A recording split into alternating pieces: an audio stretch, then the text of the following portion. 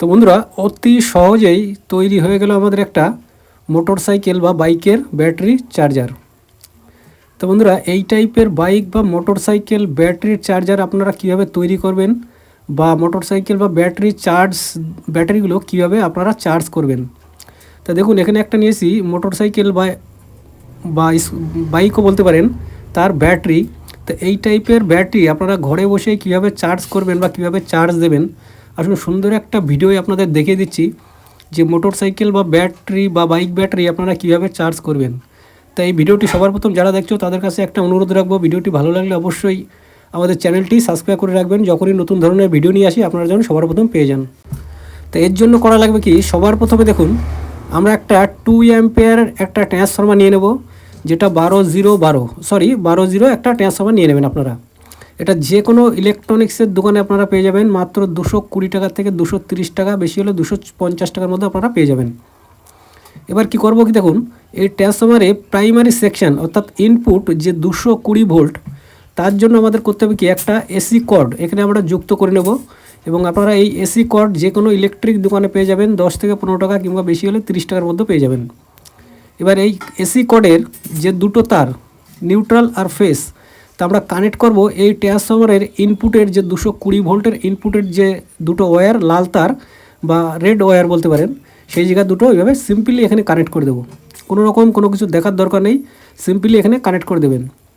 এবং কানেক্ট করার পরে বা যুক্ত করার পরে করবেন কি, আপনাদের কাছে যদি ইনসুলেশন টেপ থেকে থাকে বা রাবার গার্ড যদি থেকে থাকে ভালো, না হলে আপনারা ইনসুলেশন টেপ বা সেলো টেপ যে কোনো টেপ দিয়ে সুন্দর করে এখানে আটকে দেবেন, কারণ কোনো রকম যেন শর্ট সার্কিট না হয়। এবং এটা কিন্তু আপনারা সিম্পল আপনাদের তৈরি করে দেখাচ্ছি যে একটা বাইক ব্যাটারি চার্জার বা মোটরসাইকেল ব্যাটারি চার্জার আপনারা কীভাবে তৈরি করবেন। এবার এটা চাইলে আপনারা যে কোনো বক্সের মধ্যেও ফিটিং করতে পারেন, কোনো সমস্যা নেই। এবার আসুন আমাদের ইনপুটের যে লাইনটা 220 ভোল্টের কাজটা কিন্তু এখানে মিটে গেছে। এবারের আউটপুটে আমাদের করতে হবে একটা ব্রিজ রেকটিফায়ার, অর্থাৎ এসি থেকে ডিসিতে কনভার্ট করার জন্য দরকার ব্রিজ রেকটিফায়ার। তো এখানে একটা ব্রিজ রেকটিফায়ার আমরা তৈরি করে নিয়েছি আগের থেকেই। এবার সেটা কীভাবে তৈরি করা আছে সেটা অবশ্যই আপনারা দেখুন, ক্লিয়ার বা পরিষ্কারভাবে আপনাদের বোঝানো হচ্ছে। এবার দেখুন এখানে কিন্তু আমাদের এসি ইনপুট, অর্থাৎ এই যে ডায়োডটা আমরা কানেক্ট করেছি, দেখুন ডায়োডের একটা মাথা সাদা মাথা, একটা মাথা কালো মাথা, অর্থাৎ একটা মাথা ক্যাথোড মাথা, একটা মাথা অ্যানোড মাথা, অর্থাৎ সাদা কালোর সঙ্গে এখানে যুক্ত করা হয়েছে। দেখুন এই তলা দিয়ে কিন্তু আরেকটা নেওয়া হয়েছে এই ডায়োডের অপর প্রান্তে বা অপর কোনায়, সেম টু সেম একইভাবে কানেক্ট করা আছে। একটা ডায়োডের সাদা মাথা, একটা ডায়োডের কালো মাথা, অর্থাৎ ক্যাথোড আর অ্যানোড। এবার এর তলা দিয়ে যে আমার লাইনটা নিয়েছি, দেখুন এই লাইনটা হচ্ছে আমাদের এসি ইনপুটের লাইন, অর্থাৎ এই ট্রান্সফর্মার থেকে যে 12 ভোল্ট একটা 0 ভোল্ট আসছে সেটাই কিন্তু এখানে আমাদের কানেক্ট হবে।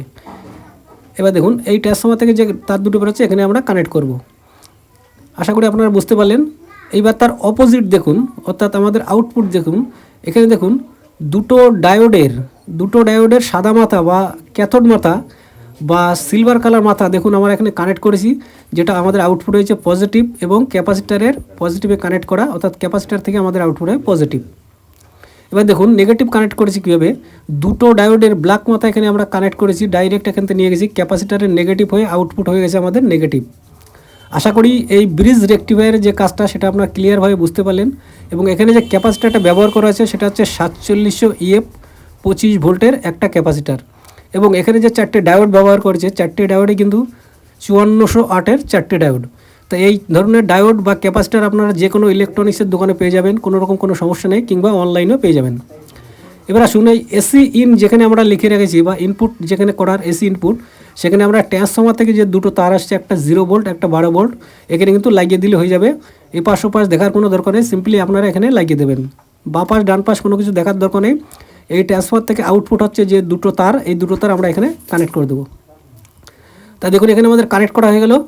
এবার আসুন আউটপুট বা অপোজিট সাইড যে আউটপুটের জন্য আমরা কী করব, যেটা আমরা লিখে রেখেছি দেখুন 12 volt output negative, 12 volt output positive. এখানে কানেক্ট করার জন্য আমরা দুটো নিয়ে নেব ক্লিপ, একটা হবে আমাদের পজিটিভ ক্লিপ, একটা হবে আমাদের নেগেটিভ ক্লিপ। যেটা ব্যাটারি একটা যাবে আমাদের পজিটিভ টার্মিনালে, একটা যাবে আমাদের নেগেটিভ টার্মিনালে। তো এখান থেকে করবো কি, দেখুন বন্ধুরা এই ক্যাপাসিটারের পজিটিভ থেকে আমরা নিয়ে নেব আউটপুট পজিটিভ, এবং ক্যাপাসিটারের আউটপুট নেগেটিভ থেকে আমরা নিয়ে নেব নেগেটিভ। তার জন্য এই যে ক্লিপটা আমরা ব্যবহার করছি সেটা কিন্তু এখানে আমরা যুক্ত করে দেবো, অর্থাৎ পজিটিভে পজিটিভ, নেগেটিভে নেগেটিভ। একেবারে সহজ, কোনো রকম কোনো ঝামেলা নেই। আপনাদের যদি কোনো কিছু বুঝতে অসুবিধা হয় অবশ্যই ভিডিও নিচে একটা কমেন্ট করতে পারেন, আশা করি আপনাদের কমেন্টের উত্তর দেবো এবং অবশ্যই আপনাদের হেল্প করব। দেখুন এখানে আমাদের কানেকশান কিন্তু টোটাল রেডি। আসুন এবার কিন্তু এটাকে আমরা চেকিং করব বা চেক করার পালা।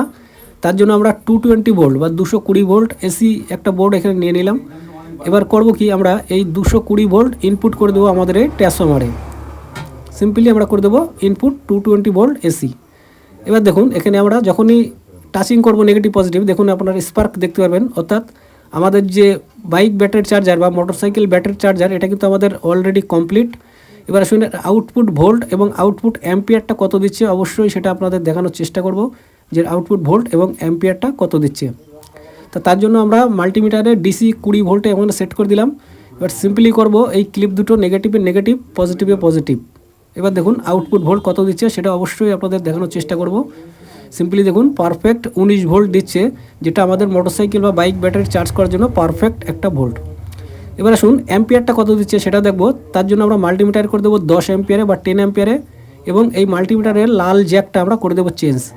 এবার সিম্পলি আমরা করব এই যে ক্লিপটা আছে তা মাল্টিমিটারের সঙ্গে কানেক্ট করব নেগেটিভে নেগেটিভ এবং করব পজিটিভে পজিটিভ।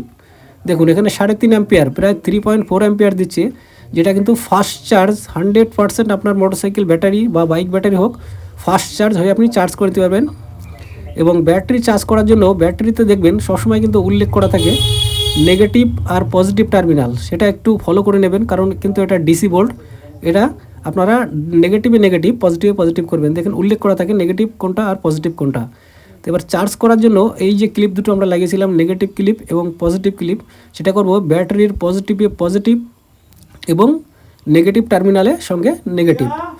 তো এইভাবে আপনারা রেখে দেবেন 1 থেকে 1.5 ঘন্টার মধ্যে 100% আবার মোটরসাইকেল ব্যাটারি হোক বা আপনার বাইক ব্যাটারি হোক 100% আপনার ফুল চার্জ কমপ্লিট হয়ে যাবে।